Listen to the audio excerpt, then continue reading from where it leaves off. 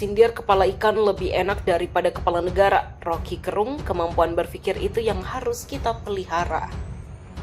Tadi siang saya makan bakso. Terus tukang bakso bilang begini, tulisan dari wamen itu Pak Rocky, itu tulisan yang kurang ajar. Karena menghina orang yang punya intensi untuk mengkritik. Dia baca, tukang baksonya bilang gitu, tulisan kurang ajar. Saya bilang enggak, itu bukan tulisan kurang ajar, itu tulisan kurang otak. Yes. Karena dia tidak punya lagi kemampuan untuk membedakan causa cognoscenti dan causa excludere. Kan mau dikatakan bahwa ini harus benar, karena kalau dia tidak benar artinya kalian itu nggak punya otak. Satu-satunya di negeri ini yang tidak boleh dihina adalah tukang bakso. Tidak dihina tukang bakso. Tukang bakso nggak tersinggung karena dia tahu bahwa yang dihina itu profesi dia sebagai tukang bakso, bukan nama orang itu.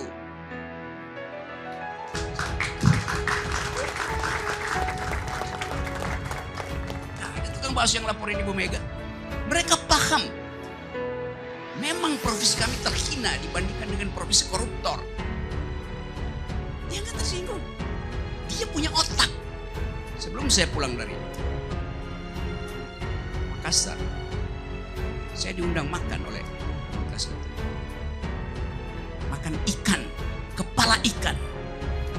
Mereka tanya ke saya, baru enak nggak kepala ikan? Saya bilang memang enak. Karena lebih enak kepala ikan dibanding kepala negara. Kena delik nggak saya kalau begituan? Kan akan ditanya, Anda menghina kepala negara apa menghina kepala ikan? Jadi yang saya mau terangkan adalah kemampuan kita berpikir itu yang harus kita pelihara, kejujuran dalam berargumentasi. Jadi kalau saya mau bongkar semua soal ini, kita tiba pada kesimpulan bahwa sebetulnya tacit agreement dari KUHP itu ada pengendalian politik. Tapi nanti ada istilah lagi, dan memang liberalisme itu berbahaya, kebebasan itu berbahaya. Yang kita tentang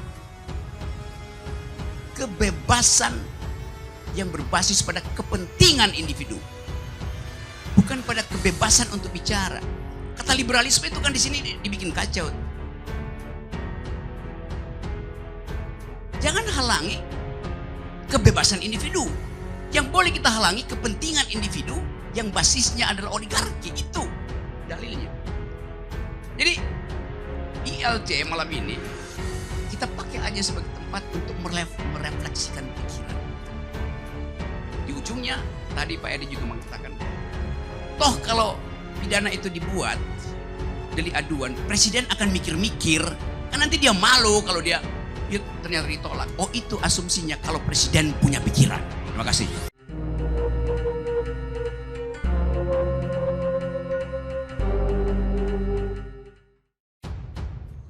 Sindir kepala ikan lebih enak daripada kepala negara. Rocky Gerung, kemampuan berpikir itu yang harus kita pelihara. Pengamat politik Universitas Indonesia Rocky Gerung menanggapi soal pasal penghinaan pejabat di RUU KUHP. Rocky Gerung mengatakan bahwa dirinya bisa terkena delik jika melontarkan sesuatu yang dianggap menghina pejabat tertentu. Sebagai contoh, ia mengatakan bahwa kepala ikan lebih enak dari kepala negara. Menurutnya, pernyataan tersebut akan menimbulkan pertanyaan siapa yang dihina, kepala negara atau kepala ikan. Lebih lanjut, ia mencoba menerangkan bahwa melalui pernyataannya tersebut seharusnya yang dipelihara adalah kemampuan berpikir. Jadi yang mau saya terangkan adalah kemampuan kita berpikir itu yang harus kita pelihara, kejujuran dalam berargumentasi. Begitulah ujar Rocky Gerung di kanal YouTube Karni Ilyas Club yang tayang pada Senin. Pengamat yang akrab disapa Bung Rocky ini menilai KUHP merupakan bentuk pengendalian politik oleh penguasa terhadap rakyat. Oleh karena itu, Bung Rocky menyoroti fokus yang ditentang rakyat adalah kebebasan yang berbasis pada kepentingan individu, bukan kebebasan berpendapat. Yang kita tantang kebebasan yang berbasis pada kepentingan individu, bukan pada kebebasan untuk berbicara, ujar Rocky Gerung. Tadi siang saya makan bakso. Terus tukang bakso bilang gini, tulisan dari wamen itu Pak Rocky, itu tulisan yang kurang ajar. Karena menghina orang yang punya intensi untuk mengkritik. Dia baca, tukang baksonya bilang gitu, tulisan kurang ajar. Saya bilang enggak, itu bukan tulisan kurang ajar, itu tulisan kurang otak. Yes. Karena dia tidak punya lagi kemampuan untuk membedakan causa cognoscendi dan causa essendi. Kan mau dikatakan bahwa ini harus benar, karena kalau dia tidak benar artinya kalian itu nggak punya otak. Satu-satunya di negeri ini yang tidak boleh dihina adalah tukang bakso. Tapi udah dihina tukang bakso. Tukang bakso nggak tersinggung. Karena dia tahu bahwa yang dihina itu profesi dia sebagai tukang bakso. Bukan nama orang itu.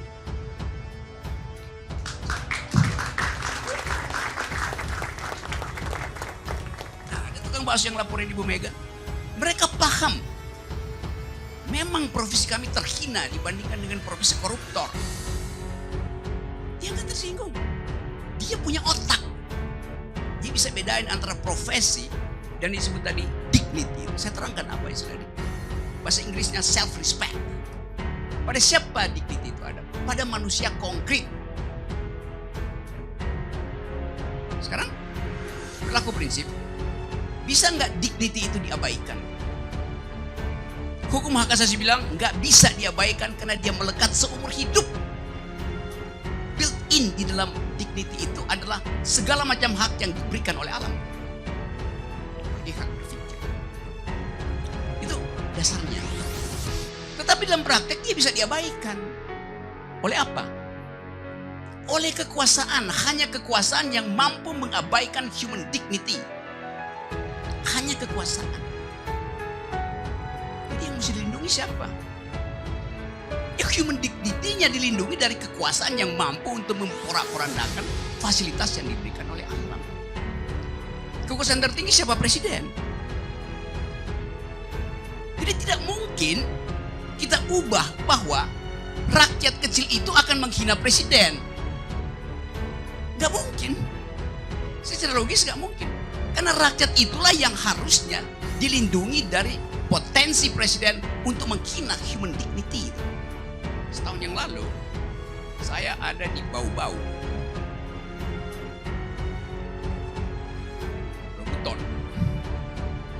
Di situ ada kerajaan yang berbasis kesultanan. Saya ngobrol dengan mereka di situ. Dia terangkan begini, saya tanya.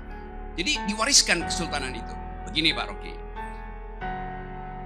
Kira-kira tahun 1500, sultan di tahun itu memutuskan mulai periode ini sultan harus dipilih.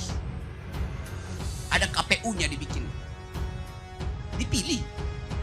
Jadi sultan sendiri mencabut kemuliaan dia, diserahkan pada pemilih. Ada ketimuran. Jadi itu fakta bahwa adat ketimuran kita justru tidak menginginkan ada kekuasaan yang tidak bisa dikontrol. Terus datang istilah bahwa enggak. KUHP itu yang diterangkan tadi adalah upaya untuk memberi rambu-rambu. Karena itu enggak ada yang langsung penalti. Bisa negosiasi. Argumen itu diketawain oleh rakyat Bima, rakyat Sulsel, sama rakyat Bau-Bau. Ngapain mesti coba-coba? Kalau di ujungnya nanti kalau nggak berhasil, ya kayak uang aja tuh. Kalau nggak ada uang ya penalti juga, akhirnya pidana juga. Jadi reasoning dari pemidanaan itu justru yang tidak dikehendaki oleh adat ketimuran. Dasarnya apa? Orang bisa berargumentasi, bercakap-cakap. Jelas.